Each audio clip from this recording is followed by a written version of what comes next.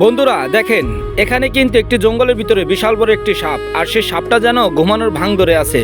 আর এখানে কিন্তু অনেকগুলি ভাল্লুক এখানে দাঁড়িয়ে আছে। আর হাতিটা জঙ্গলের ভিতরে অনেকটাই সুন্দর, আর হাতির কান কত বড় দেখেন, সিংহগুলি কিভাবে খেলা করতে আছে। দারুণ না দৃশ্যটা, শেষ পর্যন্ত দেখবেন কুমিরও আছে। আর এই সবুজে ঘেরা কি দারুণ একটি বিশাল বড় প্রাণী, আর সেই প্রাণীটার মুখটা দেখলে তো আপনারা অবাক হয়ে যাবেন যে কত বড় মুখ। এক চাপে যেন অনেক প্রাণী খেয়ে হালাইতে পারবে, বানরগুলি খেলা করতে আছে।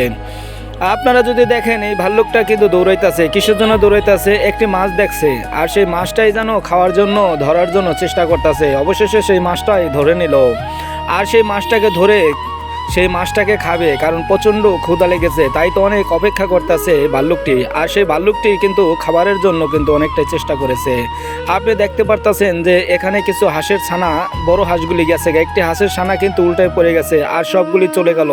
রাস্তার প্রতীকটা দেখে কিন্তু সেই হাঁসটাকে বারবার উঠানোর চেষ্টা করতেছে, কিন্তু একটা সময় হাঁসটা উঠে গেছে, কিন্তু রাস্তা পার হতে পারতেছে না।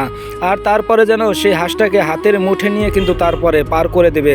লোকটা অনেক ভালো কাজ করলো, অবশ্যই একটা সাবস্ক্রাইবার দিয়ে লাইক কমেন্ট করে শেয়ার করে দেবেন।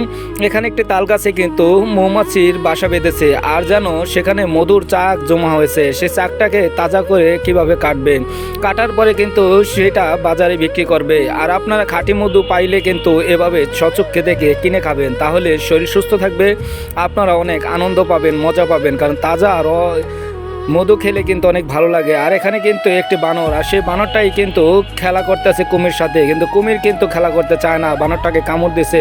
লোকটায় ঝাঁপ দিল যেন একটা পানিতে, অনেকগুলি মাছ দেখতে পেয়েছে, আর সেই মাছগুলি গেঞ্জির ভিতরে লুকিয়ে নিছে। আর লোকটা যেন খুশি, আসলে কি মাছ পাইছে আসেন তো দেখি। অবশ্যই একটা লাইক করে কমেন্ট করে জানাবেন ভিডিওটা কেমন হয়েছে। সাবস্ক্রাইব করতে কিন্তু ভুলবেন না, অবশ্যই ফলো করে দেবেন। আসেন দেখি, একটি পাত্র নিচে, আর সেই সাদা পাত্রের ভিতরে মাছগুলি দিছে। তাজা মাছ দেখে লোকগুলি অনেকটাই খুশি হয়ে গেছে, আর এইগুলি চরচরা করে খেতেই মজা লাগবে।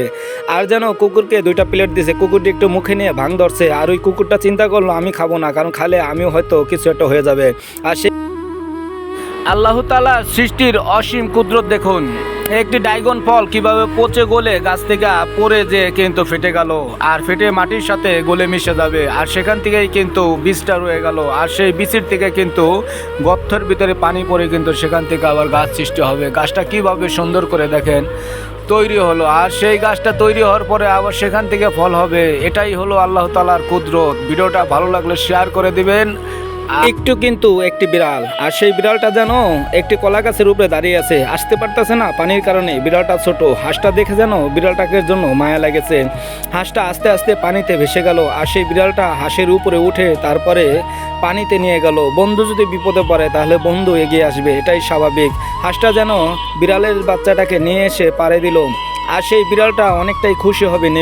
নেমে যাওয়ার পরে বিড়ালটা ভালোবাসা আদান প্রদান করবে হাঁসটির সাথে, শেয়ার করে